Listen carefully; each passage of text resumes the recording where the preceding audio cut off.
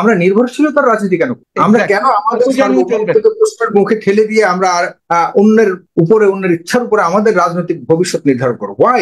আপনি কিন্তু এই আলোচনাটাকে চেঞ্জ করে ইন্ডিয়ান দিকে নিয়ে গেল। No, this is not the wise thing, this is not the wise. India is a friend of us, anti Indian কথা বললাম। এ পর্যন্ত এই গভর্নমেন্ট যে চেঞ্জ হয়েছে, হাসিনার পতন হয়ে গেছে, ভারতের পররাষ্ট্র মন্ত্রণালয় আমাদের বিরুদ্ধে কোনো কথা বলে না। যারা ইশারা ইঙ্গিতে ভারতের পক্ষপাতিত্ব করে তাদেরকে বয়কট করার কথা বলছে, এবং বয়কট করতেই হবে। ভারতের পররাষ্ট্র মন্ত্রণালয় বাংলাদেশি হতে হবে। এখানে কেউ কোনো মানে কি বলবো, এর চেয়ে বেশি আমি নিজের রাগ ধরে রাখতে পারি না। আমার এইসব সর্বমত প্রশ্নে I am not journalist anymore, I am Bangladeshi, eventually I am Bangladeshi. এই দেশের রেভলিউশন তখনই হয়েছে যখন ভারতের মানে সর্বগ্রাসী একটা অবস্থান বাংলাদেশে ছিল। প্রত্যেকটা মহলে, প্রত্যেকটা সেক্টরে কিন্তু ভারতের লোক ছিল, এবং বাংলাদেশের ইতিহাস সবচেয়ে শক্তিশালী সরকার ছিল আওয়ামী লীগ। আওয়ামী লীগের ভুলের কারণে এটি হয়েছে, সেটি ভিন্ন বিষয়। কিন্তু ভারতের এবং আওয়ামী লীগের সবচেয়ে শক্তিশালী অবস্থানের মধ্যে কিন্তু জনগণ এত বড় একটা বিপ্লব করেছে। সুতরাং আপনি বলছেন যে ওই তারা এটা করতে পারবে, ওটা করতে, সবকিছু করার পরেও কিন্তু জনগণ জেগে উঠে রেভলিউশন করেছে। আমি বারবার বলছি, আমি একজন সাংবাদিক হিসেবে আওয়ামী লীগ রাজনীতি করবে, যারা নির্যাতন করেছে তাদের বিচার হবে না হবে এগুলো আপনারা বিশ্লেষণ করবেন, কিন্তু আমি আমার দেশের সার্বভৌমত্বের প্রশ্নে আমি কোনোভাবে ব্যক্তিগতভাবে দিতে পারি না।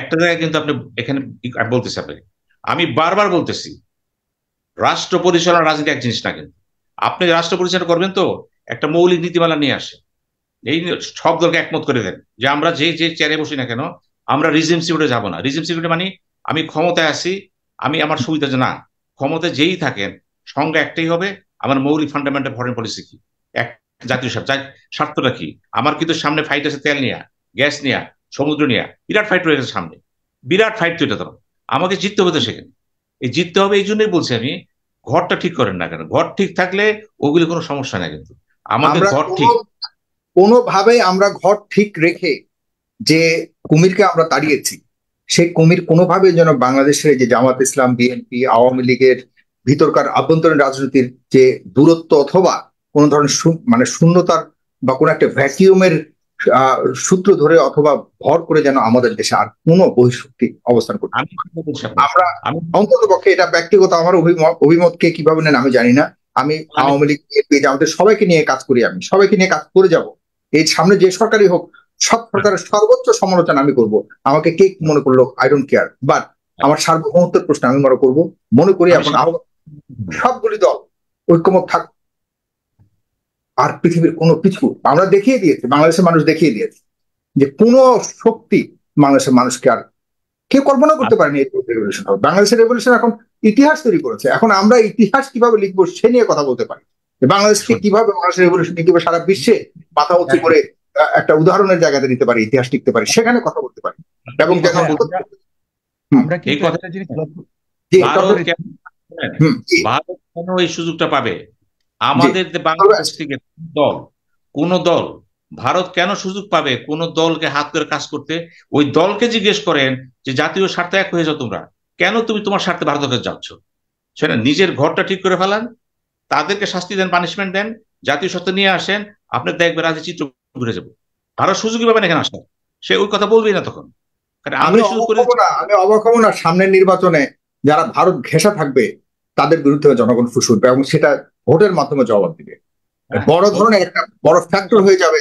যারাই ভারতপন্থী কথা বলবে তাদেরকে মানুষ বয়কট করতে পারে। তার ভারতীয় পণ্য টন্য বয়কট করা, I don't like those ways. But বাংলাদেশের ভিতরে যারা ভারতপন্থী কথাবার্তা বা রাজনীতি করার চেষ্টা করবে, রাজনৈতিক ভাবে ভোটের মাধ্যমে মানুষ তাদেরকে বয়কট করার এই সুযোগ তো আসছে। সুতরাং এখানে বড় ধরনের চ্যালেঞ্জের মুখে সামনে নির্বাচনটা করতে যাচ্ছে। এখানে বড় ধরনের দেশপ্রেমিক দল, রাজনীতিবিদ তাদেরকে বাছাই করতে মানুষের সুবিধা হবে, এটা বলে রাখলাম আপনাকে। বলতে চাই আমি আমি একটু অবস্থান এর মানে এনে যাই ব্যক্তিগতভাবে ভারতের বিরুদ্ধে। আমি প্রতিবেশী সম্পর্ক যেটা উইন উইন সিচুয়েশন দিয়ে কোনো দিক সম্পর্ক রাখা উচিত, সেটার পক্ষে আমি। ভারতকে কখনোই চেঞ্জ করা যাবে না, বাট ভারতের বিরোধিতা করছি না। ভারতকে উচিত আমাদের জনগণের সাথে, ভারতের জনগণের সাথে ভালো সম্পর্ক করা। কারণ আমরা যে অর্থ ভারতকে দেই প্রতি বছর বিভিন্ন কারণে, এত অর্থ ভারত অন্য কোনো দেশ থেকে পায় না, এটা ভারতের মাথায় রাখতে হবে। বরং আমরা যেহেতু টাকা থাকে আমাদের কাছে, এই পেঁয়াজ আমরা জাপান থেকে কিনে আনতে পারবো, ইটস ম্যাটার অফ মানি। ঠিক আছে? হ্যাঁ হ্যাঁ, আমাকে একটু মানে 1 মিনিট সময় দেন। ভারতের কাছে আমাদের নতজানু হওয়ার কোনো প্রশ্নই আসে না। We don't need to do that.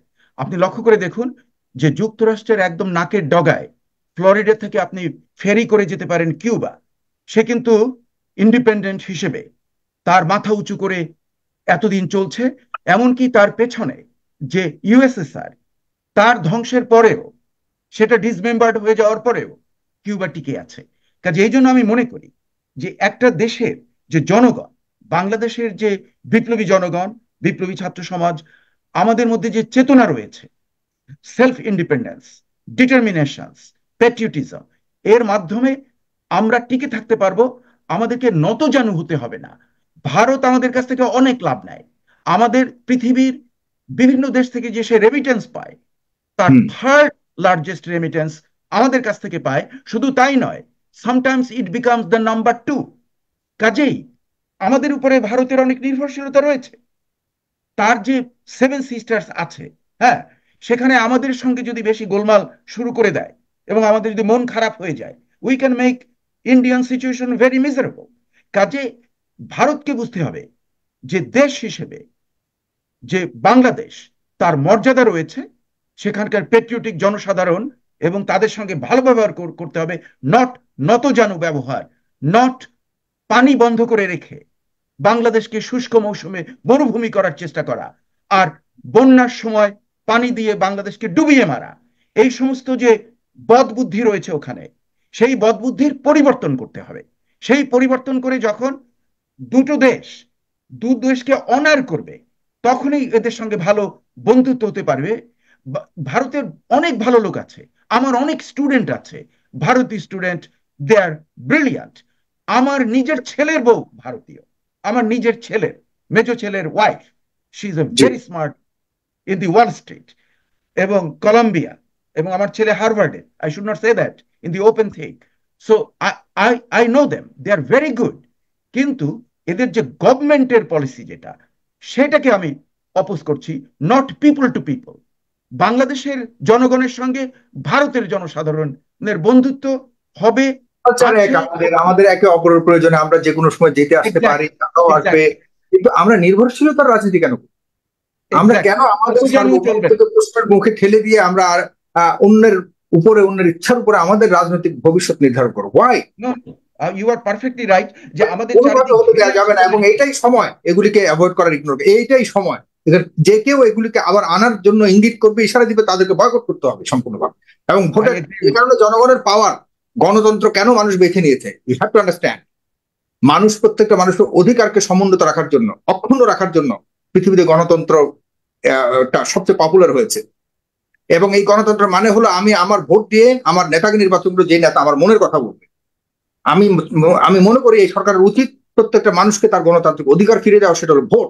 ভোটের মাধ্যমে সামনে সরকার গঠিত হবে। সেই সরকার, মানুষ যা সিদ্ধান্ত নেবে সেই সরকার কেমন হওয়া উচিত, সেখানে গেলে সবকিছু ঠিকঠাক হয়ে যাবে।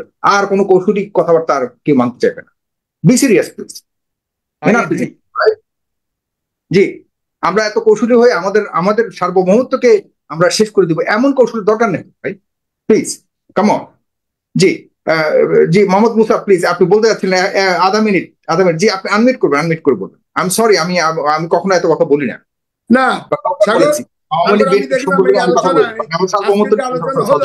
আপনি কিন্তু এই আলোচনাটাকে চেঞ্জ করে ইন্ডিয়ান দিকে নিয়ে গেলেন। This is not the wise thing, this is not the wise. India is a friend of আস। এই গভর্নমেন্ট যে চেঞ্জ হয়েছে, সেখানে হাসিনার পতন হয়ে গেছে, ভারতের পররাষ্ট্র মন্ত্রণালয় আমাদের বিরুদ্ধে কোনো কথা বলে নাই। তারা কিন্তু আমাদের পক্ষেই আছে পর্যন্ত। অ্যান্টি ইন্ডিয়ান কোন কথাটা শুনেছেন আপনি? বলেন। এই যে সারাক্ষণ যে আমরা ইন্ডিয়াকে কেন ভয় করে থাকবো, আমরা কেন ইন্ডিয়া কেন আমাদের, এগুলো সব বলা দরকার। ইন্ডিয়াকে ভয় করে থাকবো?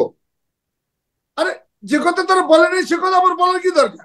আমরা তো বলছি যে আমার প্রশ্ন হলো আমরা কি ইন্ডিয়াকে ভয় করে থাকা উচিত কিনা? কখনোই না। কিন্তু আমরা মুক্তিযুদ্ধের দরকার জীবিত, কিন্তু সে কথা বলার দরকার কি? ভারতকে আমাকে বলেছে যে তাদের ভয় করে থাকতে হবে তাদের। আমি তো সেটাই বললাম, আমাদের কথা তো সেটাই, যে ভারতকে ভয় করে থাকার কোনো সুযোগ নাই। বরং যারা ইশারা ইঙ্গিতে ভারতের পক্ষপাতিত্ব করে তাদেরকে বয়কট করার কথা বলেছে এবং বয়কট করতেই হবে। ভারতের পররাষ্ট্র মন্ত্রণালয় বাংলাদেশে হতে হবে, এখানে কেউ কোনো মানে কি বলবো, এর চেয়ে বেশি আমি নিজের রাগ ধরে রাখতে পারি না। আমার এইসব সার্বভৌমত্ব প্রশ্নে I am not journalist anymore, I am Bangladeshi, eventually I am Bangladeshi, so I belong Bangladesh. আমার সার্বভৌমত্ব প্রশ্ন আমি কোনো কিছু ছাড় দিতে পারবো না। আমি তো লাশের মধ্যে থেকে চলে আসছি। আমাদের দেশপ্রেম নিয়ে কথা বলেন, আমাদের জীবন দিব হাসি মুখে। ভারত আমাদের বন্ধু দেশ হয়ে থাকবে, আমরা থাকবো। আমাদের কিছু করলে আমরা উইন উইনে যাব, এইটাই আমার কথা। ওইটাই ছিল, আমি তো বলিনি ভারত বিরোধী, আমি ভারতের মাতব্বরি পরে ভারতের পররাষ্ট্র মন্ত্রণালয় এ পর্যন্ত আমাদের বিরুদ্ধে কোনো কিছু করে নাই, কোনো কিছু বলে নাই, ইঙ্গিত দেয় নাই। সুতরাং আমরা মনে করি ভারতকে আমাদের সাথে রেখে উইল প্রসপার আমাদের লিডারশিপ অফ ভারত, বরং ভারত বাংলাদেশকে সাথে রেখে তাদের রাজ্য সামলাক। আমাদের দরকার নেই, আমাদের দরকার নেই বলতে আসুক, যেসব বিতর্ক হয়েছে সেসব বিতর্ককে নিয়ে তারা বুঝাক যে তারা নিউট্রাল ছিল, নিউট্রাল থাকবে। সেটা কিন্তু ভারতকে নিয়ে আমাদের চলতে হবে, ডোন্ট সে দ্যাট। ভারত আমাদেরকে নিয়ে চলতে হবে because they need us, we don't need them. At the end, I have to say another thing. We need each other. That is the reality. We need each other. কথা বলুন, কিন্তু ভারতকে আমাদের নিয়ে চলতে হবে, don't say that. We need each other. We live for each other. That's it. That's it. Do win-win for each other. That is the best way. Thank you so much. Thank you so much.